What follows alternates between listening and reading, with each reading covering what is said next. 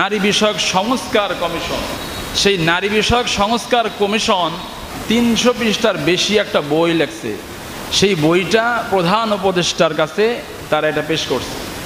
আবার প্রধান উপদেষ্টা নির্দেশ দিয়েছে এই নারী বিষয়ক সংস্কার কমিশনের যে প্রস্তাবগুলো আছে, যে সুপারিশগুলো আছে, যেগুলো বাস্তবায়ন করা যায় খুব দ্রুত, সেগুলো বাস্তবায়ন করতে হবে নির্দেশ দিয়ে দিয়েছে। 300 পৃষ্ঠার অনেক লম্বা বই, এত বড় বই পড়ার সময়ও নাই আর পড়ার প্রয়োজনও নাই। যে কয়েকটা পৃষ্ঠা পড়ছি আপনাদেরকে একটু শোনাই। সেই বইয়ের 33 পৃষ্ঠায় লিখেছে, ধর্মভিত্তিক পারিবারিক আইনে নারীরা বৈষম্যের শিকার। বইয়ের 34 পৃষ্ঠায় লিখেছে, ধর্ম, বর্ণ, লিঙ্গ পরিচয়ের কারণে সরকারি চাকরিতে কাউকে অযোগ্য বলে ঘোষণা করা যাবে না।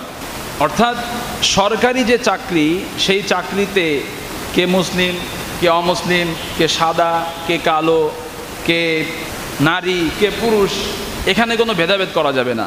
একটা পজিশন খালি আছে, তার জন্য সার্কুলার হবে, নারী পুরুষ সবাই অ্যাপ্লিকেশন করবে, পরীক্ষা হবে, যে পরীক্ষায় পাস করবে তাকে চাকরি দিতে হবে। খুব সুন্দর একটা আইন না?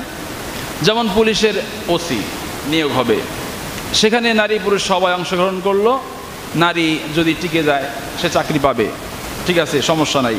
কিন্তু বাইতুল মোকাররমের খতিব ইমাম, সেখানেও তো সরকারি খতিব, সরকারি ইমাম, এখানে কি হবে? নারী পুরুষ মুসলিম হিন্দু সবাই সেখানে পরীক্ষায় অংশগ্রহণ করবে।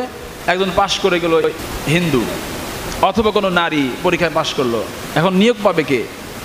এই বইয়ের 35 পৃষ্ঠায় তারা লিখেছে, রাষ্ট্র একটি ইহজাগতিক সত্তা, সুতরাং কোনো ধর্মীয় বিধান অনুসরণ করে সংবিধান শুরু হওয়া উচিত নয়। আমাদের যে সংবিধান, সেখানে সংবিধানের শুরুতে বিসমিল্লাহ আছে এবং আল্লাহর প্রতি আস্থা এবং বিশ্বাস আছে। তারা বলতেছে রাষ্ট্র একটি ইহজাগতিক সত্তা, এখানে কোনো একক ধর্মের অনুসরণ করে সংবিধান শুরু হওয়া ঠিক না, এটা ধর্ম নিরপেক্ষতা বাধাগ্রস্ত হয়। এরপর 37 নম্বর পৃষ্ঠায় তারা লিখেছে, যৌন পেশাকে অপরাধ হিসাবে চিহ্নিত করা যাবে না, বরং শ্রম আইনে যৌন কর্মীদেরকে স্বীকৃতি দিতে হবে। মানে এই কাজটা কোনো অপরাধমূলক কোনো কাজ, এটা বলা যাবে না। এবং যারা এই কাজের সাথে যুক্ত আছে তারাও দেশের একজন শ্রমিক, যেমন গার্মেন্টস শ্রমিক, আপনার অফিসের শ্রমিক, যে কোনো শ্রমিক, তাদেরকে শ্রমিকের মর্যাদা দিতে হবে। এখন প্রশ্ন তাদের কাছে, যে সমস্ত নারীরা এই প্রস্তাব করছে তারা নিজেরা কি সেই কাজে, এই শ্রমে যাবে, এই পেশায় যাবে? বা তাদের মেয়েরা কি এই পেশায় যাবে? যদি লাখ টাকা বেতন দেওয়া হয়, মাসে 1 লক্ষ টাকা বেতন, আসো তোমাকে এই চাকরি দেওয়া হলো, করবে? এরপর 41 নম্বর পৃষ্ঠায় তারা লিখেছে, উত্তরাধিকার আইন সংশোধন করে সেখানে নারীর সমান উত্তরাধিকার নিশ্চিত করতে হবে, যাতে ধর্মীয় এবং নাগরিক আইনের মধ্যকার দূরত্ব দূর হয়ে যায়। তার মানে নারী এবং পুরুষের যে সম্পত্তিতে অধিকার, বাপের সম্পত্তিতে ছেলে যা পাবে মেয়ে পাবে তার অর্ধেক, ছেলে পাবে 3 ভাগের 2 ভাগ, মেয়ে পাবে 1 ভাগ।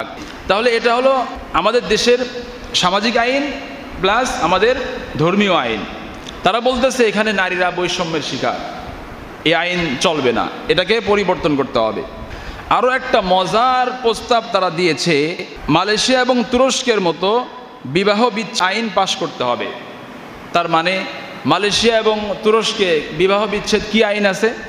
সেখানে আইন আছে, যদি কোনো পুরুষ তার স্ত্রীকে তালাক দেয়, তাহলে ওই পুরুষের যত সম্পত্তি আছে পুরো সম্পত্তির অর্ধেক মালিক তার স্ত্রী হয়ে যাবে। তালাক দেওয়ার সাথে সাথেই অটো তার অ্যাকাউন্টে চলে যাবে বা সেই সম্পত্তির মালিক হয়ে যাবে।